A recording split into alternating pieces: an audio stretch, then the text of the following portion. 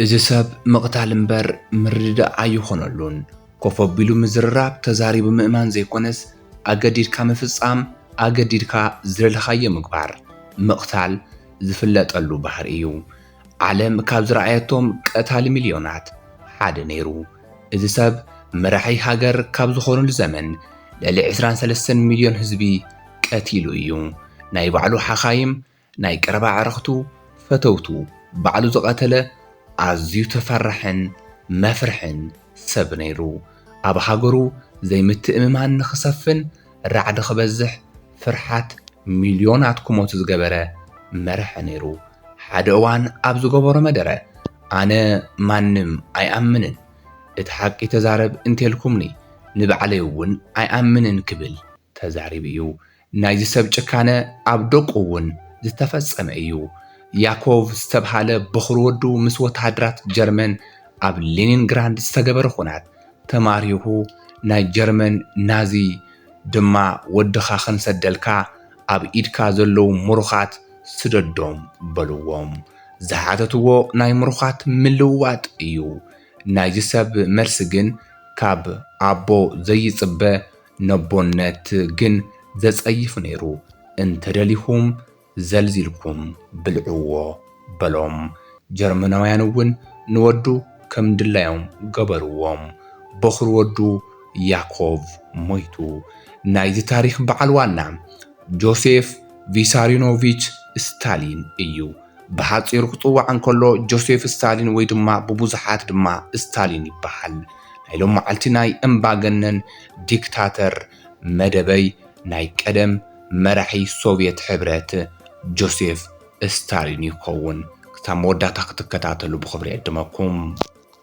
قدم كبل زغلصكو ባህርያቱን ካብዚ ዝኸፍአ ሰይጣናዊ ተግባሩን ብዛዕባ እዚ ሰብ ኣብ ዝተፈላለዩ ሚድያታት መንግስታት ምሁራት ኣብ ዝተፈላለዩ እዋናት ብዙሕ ተባሂሉ እዩ ናይዚ ሰብ ዘረባታት ታሪኻት ኣብ ባህላታት ብዝተፈላለዩ ናይ ታሪክ ሕትመታት ናብ ንባብ ቀሪቦም እዮም ናይዚ ሰብ ጭካነ ዘመጉስ ዋላ እንተሃለዉ ታሪክ ዝነግረና ግን ብብዙሓት ክፉእ ግብሩን ጭካኑን እዩ ኣብዚ መደብ ብዛዕባ እዚ ሰብ ብዙሕ ዝተባሃለሉ ፍሉያት ታሪኻት መሪፅና ክንዕዘብ ኢና ሰበይቱ ከይተረፈ ከም ዝቀተለ ዝጥርጠር እዚ ሰብ ዘይፈትዎ ሰብ ኣፍቂርኪሉ ንናይ ጓል ፍቅረኛኣ ናብ ከቢድ ጉልበት ስራሕ ዘለዎ ብበረ ዝተሸፈነ ሕማቅ ቦታ ልኢኽዎ እዩ ስታሊን እንተጨኪኑ ኣይመርፅን ቀትል እውን ኣይምሕርን ደብተራን ዲያቆን ስታሊን ኣብ ከይዱ ሃይማኖት ናይ ሰውራ ኣብዮትን ናይ ማሕበራዊ ለውጢ ዓብይ ዕንቅፋት እዩ ኢሉ ዝኣምን ኮይኑ ተረኺቡ እዩ ብዛዕባ ጆሴፍ ስታሊን ታሪክ ዝጽሓፉ መብዛሕትኦም ሰባት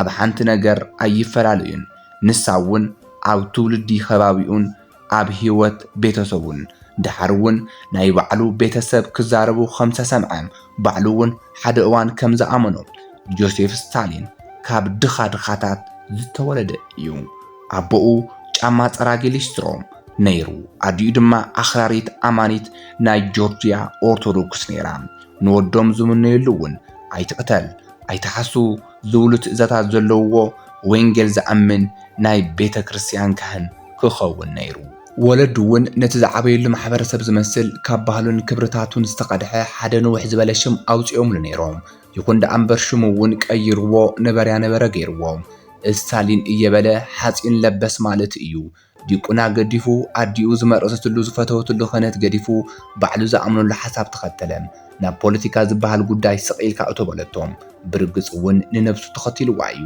ናብ ናይ ቀሺ ትምህርቲ ክመሃርን ከሎ ብሕቡእ ዘንብቦ ዝነበረ ናይ ካርል ማርክስ ኣስተምህሮታት ንነብሱ ጠሚሩ ሒዝዋ ብኦቢሉ ድማ ሓደ ቭላድሚር ሌኒን ዝተባሃለ ወዲ ሃገሩ ደለይቲ ለውጢ መናእሰያት ብሕቡእ የተኣኻኽበሎም ቮልፎቺክ ዝተባሃለ ፅፍፍ ዝበለ ኣኽራሪ ውድብ እውን መስሪት እዩ ስታሊን እውን ናይዚ ትካል ኣባልነት ብሕቡእ ኣትዩ እዩ እቲ ብሕቡእ ዝኣተወ ውድብ ይጠቅም እዩ ንዝበሎ ኣብ ናይ ወንጀላት ተግባራት ተሳቲፉ ክሕግዝ ፈተነ ካብ ባንኪ ይሰርቕ ንሱ ዝመርሖም ናይ ስርቂ ምንቅስቃሳት ሚሊዮን ዶላራት ንቮልፎቺክ ኣታዊ ኮይኖም ንሃብታማት የገድዶም ኣፈራሪሑ ገንዘብ ይረክብ ንቮልፎቺክ እውን ይህብ ንሰባት ዓጊቱ ንክሰዶም ገንዘብ ይቕበል ይቀትል ኣብ ናይ ቤት ጽሕፈት መንግስቲ ፈንጂ ተኸይሉ የፈንጀር ብዘይ ሕጋዊ መንገዲ መሳርሒ ኹናት ሸይጡ ገንዘብ ይረክብን ንቮልፎቺክ ይህብን ንዓመፅ የተሓባብር ሰልፊ የተሓባብር ካልእ ነገር እውን ይገብር እዚ ኩሉ ተግባሩና ሰርሐ ዝረኸብዎ መራሕቲ ዛሩ ስርወ መንግስቲ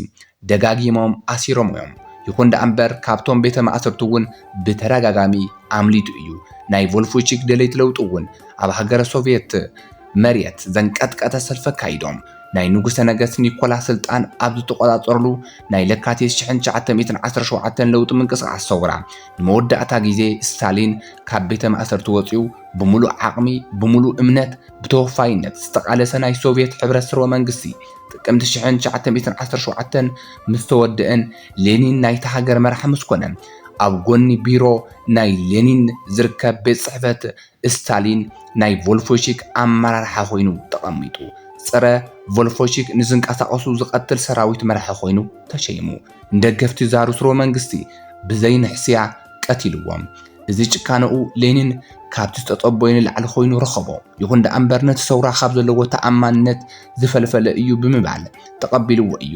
1922 ናይቲ ኮሚኒስት ፓርቲ ዋና ጸሓፊ ኮይኑ ተሸይሙ ናይ ስታሊን ፖለቲካዊ ጉዕዞ ናብ ዝለዓለ ደረጃ በጽሐ ኣብ መወዳእታ ድማ 1924 ሌኒን ሃንደበቱ ሞይቱሉ ዋና ጸሓፊ ኮሚኒስት ፓርቲ ኣብ ወንበር ኮሚኒስት ፓርቲ መራሒ ሶቪየት ሕብረት ክኸውን ከዓለም ህይወት ስታሊን ካልእ መልክ ሓዘ ዝገርም ህይወት ዝነበሮ ስታሊን ብኣካታዓይ ኣማውታኡ ንዓለም ተሰናቢትዋ ብዝገርም ወተሃደራዊ ጥበብ ካልኣይ ኩናት ዓለም ዝተዓወተ ስታሊን ንምእማኑ ብዘጸግም መልክዑ ናይ ባዕሉ ህዝቢ ኣጽኒት እዩ ብፍሉይ ኣመራርሓኡ ሃገሩ ተወዳዳሪት ሳይንስን ቴክኖሎጂን ኢንዱስትሪን መሳርሒ ኩናት ክተፍር ዝገበረ እዚ ሰብ ብቐረባ ብርሑቕ ኣጥሚዩ ተኪሱ 23 ሚልዮን ህዝቢ ቀቲል እዩ ውሕዳት ታሪኻት ከም ኣብነት ንርአ ስታሊን በቲ ሰውራ ወይ ድማ ኣብዮት ምኽንያት ዝተፋለጦም ብጣዕሚ እውን ዝቐረቦም ፍሉያት ኣዕረኽቱ ዝገበሮም እቲ ሓደ ሰርጌይ ኪሮቭ እዩ ኣብ ሌኒንግራድ ናይቲ ፓርቲ ዋና ጸሓፊ ነይሩ 1930ታት ኣብ ውሽጢ ኮሚኒስት ፓርቲ ዘለው ኣመራርሓ ንስታሊን ኣናኢስካ ምርኣይ ፍላይ ድማ ምስ ሌኒን ብምንጽጻር ክንዕዎ ጀሚሮም ኣብዚ ግዜ ሓጺን ለበስ ሓደ ሰጥ በጥ ኣቢሉ ክመርሕ ዘኽእሎ ዝሕፈርን ዝኽበርን ሰብ ዝገብሮ ተግባር ክፍጽም ከም ዘለዎ ኣሚኑ እቲ ውሳነ ጋዜጠኛታት ጸሓፍቲ ታሪኽን እቲ ዓብዪ ምብራር ዘ ግሬት ፕሬጅ ዝብል ሽም ኣውፅኦምሉ ነይሮም ነቶም ዝጻረርዎ ጠቕሊሉ ከወግዶም ክሓስብ ከሎ ድማ ሓደ ምኽንያት ክፈጥር ኣለዎ ንሱ እውን ሓደ ናይ ልቡ ዓርቁ ኣዝዩ ዝኣምኖን ሰርጌይ ኪሮቭ ምቕታል ነይሩ ውዒልዎም ሰርጌይ ኪሮቭ ኣብ ቤት ጽሕፈቱ ቅተል ምስ ገበረ ንሱ ቀቲልዎ ኸይበሃል እውን መንግስታዊ ናይ ስክሪን ምፍናው ገይሩ ኣብቲ ቀብሪ መዓልቲ እቲ ሬሳ ተሸኪሙ ክኸይድ እንከሎ ተረኣየ ድሓር ድማ ነዚ ዝመሰለ ጥቃላሳይ ዝቐተልዎ ኣብ ውሽጥና ዘለው ጽረ ህዝብና እዮም በሎሞ ከወግዶም እየበለ ካብ ስራሕ ጥራሕ ዘይኮነስ ካብ ህይወቱ እውን ከወግዶም ጀመረ ግሬት ፐርጅ ሓደ ኢሉ ጀሚሩ በዚ መሰረት ድማ ሊዮን ትሮትስኪ ዝተባሃለ ናይቲ ሰውራ ወይ ድማ ናይቲ ኣብዮት ዋና መራሒ ናይ ሌኒን የማናይ ኢድ ብወገን ቮልፎቺክ እውን ኣዝዩ ተሰማዓይ ዝነበረ ስለ ዝበልጦ ጥራሕ ክቐትሎ ፈተነ ግን ትሮትስኪ ኣምሊጡ ሜክሲኮ ኣተወም ቀተልቲ ነብሲ ልኢኹ ቀቲልዎ እቶም ዝተረፉ ኣመራርሓ ድማ ተረፍ ትሮትስኪ እናበለ ወዲእዎም ናይ ስታሊን ቀረባ ዓርክን ቀዳማይ ሚኒስተር ዝነበረ ኣሌክስ ሪያኮቭ ተቐቲሉ ቀይሕ ሰራዊት ሪድ ኣርሚ እናተባሃለ ዝጽዋዕ ሰራዊት ሶቪየት ሕብረት ዘመናዊ ክኸውን ዝገበሩ ኣብ ቀዳማይ ኩናት ዓለም ሶቪየት ክትዕወዝ ዝገበሩ ኣዘዝቲ ሰራዊት ማርሻል ሚካኤል ማርሻል ቫዝሊ ኣድሚራል ሚካኤልን ካልኦቱን ካብ ሓይሊ ኣየር ካብ እግረኛ ካብ ሓይሊ ባሕር እናተጸውዑ ኣብ ቅድሚ ሰራዊቶም ተረሺኖም ከም ዝናገበረ ኣብ ውሽጢ ኮሚኒስት ፓርቲ ዘለው መናሓንሕቱ ኩሎም ኣወጊድዎም ቀቲልዎም ጭካነ ስታሊን በዚያ ይብቃን ድሓር ድማ ናብ ናይ ውልቀ ሓኻይሙን ቤተሰቡን ገጹ ቀየረ ነቶም ሓኻይም ንምቕታል ድማ ዶክተር ስፕሎዝ ዝብል ሽም ሂብዎ እዞም ዶክተር ንዓይኒ መራሕቲ ኮሚኒስት ፓርቲን ቆትና እዮም ምስ በለ እቶም ፍርቆም ክርሾን ገበረ እቶም ፍርቆም ድማ ስራሖም ከኣምኑ ናይ ስቃይ ምርመራ ክግበረሎም ኣዘዘ ንሱ ምስ ሞተ እቶም መርመርቲ ኣብ ዘውፅዎ ሓበሬታ እቶም ሓኻይ ምንም ጥፍኣት ከም ዘይነበሮምን ንስታሊን ንምሕጓስ ክበሃል ጥራሕ ነቶም ዶክተር የሳቅይዎም ከም ዝነበሩ ኣሚኖም እዮም ቀጻላይ ናይ ስታሊን ዕላማ ናይ ባዕሉ ቤተሰብ እዮም ስታሊን ዳውተር ዝብል መጽሓፍ ዝጸሓፈት ጓሉ ናይ ኣቦኣ ስቃይ ካብ ዝተደፍኦም ኣባላት ቤተሰብ ሓንቲ እያ። ሰትሊና አሊዮቫ ትበሃል። ኣብቲ መጽሓፍ ብርግጽ ጓል ስታሊን ምዃን ዘኹርዕ ድዩስ ወይ ዘሓፍር? እዚ ኣብ ጉላድ ኣብ ዝተባህለ ናይ ግፍዕ ቦታ ሚልዮናት ዝረሸነ መራሒ ጓል ምዃን ዘኹርዕ ድዩ? ብስሮኸ እዛ ሶቪየት እትበሃል ሃገር ኣብ ኣውሮፓ እትፍራሕን እትኽበርን ዝገበረ ሰብ ብተወሳኺ እውን ካልኣይ ኩናት ዓለም ሶቪየት ሕብረት ክትዕወት ዝገበረ ዓብዪ መራሒ ጓል ምዃን ዘሕፍር ነገር ድዩ እናበለት ትሓትት እያ። ንደቆም ከይተረፈ ከምዚ ዝበለ ዘሓፍርን ኣፍካ መልኢኻ ክትዛረብ ዘይትኽእለሉ ኩነታት ዝፈጠሩ እምባገነናት መራሕቲ ንኸም ሰትሊያና አሊዮቫ ዝበሉ ሰባት ብጣዕሚ ይፍትኖም። ሰትሊያና ተማሃሪት ዩኒቨርሲቲ እናሃለወት ምስ ሓደ ኣይሁዳዊ ጋዜጠኛ ብፍቅሪ ወዲቃ። እዚ እውን ኣቦኣ ሰምዐ። ኣብቲ እዋን ድማ ኣብ ሩስያ ትምክሕቲ ክዓቢ ዓብዪ እጃም ኣለዎም ኢሉ ንኣይሁዳውያን ስኒ ዝነኸሰሉ ግዜ እዩ። ስለዚ ነቲ ጋዜጠኛ ናብ ሓደ ብበረ ዝተሸፈነ ቦታ ብምውሳድ ናይ ጉልበት ስራሕ ክሰርሕ ገበሮ። ንጓሉ ኣብቲ ቤተ መንግስቲ ከምዘይትወፅን ከምዘይተኣቱን ገበራ። ኣዶ ሰትሊያናን ሰበይቱን ስታሊን ቀተላ። ሰትሊያና እዚ ክዝክርን ከላ ዓርከይ ተመንጢለይ እናሓዘንኩ ናይ ኣደይ ሞት ክውስኾን ከሎ ዓለም ጸልሚታት እንትብል እቲ ኩነታት ከቢድ ነይሩ። ሞት ኣደይ ናይ ዓለም መፈፀምታ መሲልኒ። ሓወይ ወዲ 11 ዓመት ነይሩ። እቶም ዘምሁሩና መምሃራን ተባሪሮም ኣኮታተይ ኩሎም ኣዝማድ ኣደይ ክጠፍኡ ተገይሩ። ማንም ዘመን ናብ ገዛና ከይኣቱ ተኸልኪሉ። እዚ ንዓና ከቢድ ሕማቕ ዘመን ነይሩ። ኣቦይ ደጋጊሙ ሂወተይ ኣባላሽዎ እዩ። መጀመርያ ክመሃሮ ዝደሊ ስነ ጽሑፍ እናሃለወ ኣቦይ ፖለቲካን ታሪክን ከጽንዕ ኣገዲድኒ። ብምቕጻል ዝፈትዎ ዓርከይ መንጢልኒ። ጓል 80 ዓመት ኮይነ ማንም ሰብ ብፍቕሪ ማሪኽን ዝፈልጥ የለን። ናይ መወዳእታ ሰብኣየ ንሱ ነይሩ። ብተደጋጋሚ ተመሪዐ ግን ክንዳኡ ኣይፈትዎምን። ንሶም እውን ኣይፈትውንን። ኣቦኺ ይፈትወኪ ዶ ዝበልካ ንሕቶ እወ ዝብል እዩ መልሰይ። ኣቦይ ነደይ ትመስሊ ይብለኒ ነይሩ። ነዲኡ ስለ ዝመስል ይፈትወኒ ነይሩ። ብጣዕሚ ምቁሉል ሰብ ግን ድማ ብጣዕሚ ከቢድ ሰብ፣ ትሕትና ዝበሃል ዘይብሉ ጨካን ሰብ ነይሩ። ስታሊን ሰበይቱ ዝቐተላ ካሊእ ውሽማ ስለ ዝነበረቶ እዩ ዝብሉ ጸሓፍቲ ታሪክ ኣለዉ። ናይ መጀመርያ ሰበይቱ ብሕማም ካንሰር ምስ ሞተት ኣዶ ሰትሊያና ናድያን ተመርዐወ። ይኹን ዳ እምበር ሓንቲ ሮዛ እትበሃል ጓል ብውሽማ ደረበላ። ሮዛ ውሽማ ስታሊን ምዃና ኣብ ልዕሊ ናድያን ዓብዪ ናይ ስነ ልቦና ምርባሽ ኣስዒብላ እዩ። ሓደ እዋን ኮሚኒስት ፓርቲ ኣብ ቤተ መንግስቲ ክሬምሊን ናይ ድራር ፕሮግራም ዝፀውዐ ውሽማ ሮዛ ክትርከብ ከም ዘለዋ ገበረ። ኣብቲ ፕሮግራም እታ ሰበይቱን ውሽማኡን ከም ዝርከባ ዝገበረ ስታሊን ኣብቲ ቤተ መንግስቲ ዕግርግር ተፈጢሩ እዩ። እታ ውሽማ ነታ ሰበይቱ ብተረጋጋሚ ክትፃረፍን ክትዋርዳን ወዓለት። ናድያን እቲ ናይ ድራር መስተንግዶ ኣቋሪፃ ብበኽያት ናብቲ እትነብረሉ ክፍሊ ኸይዳ ምብካይ ጀመረት። ድሕሪ ሰዓታት ስታሊን መፀን። ብፅባሒቱ ንግሆ ሞይታ ተባሂሉ።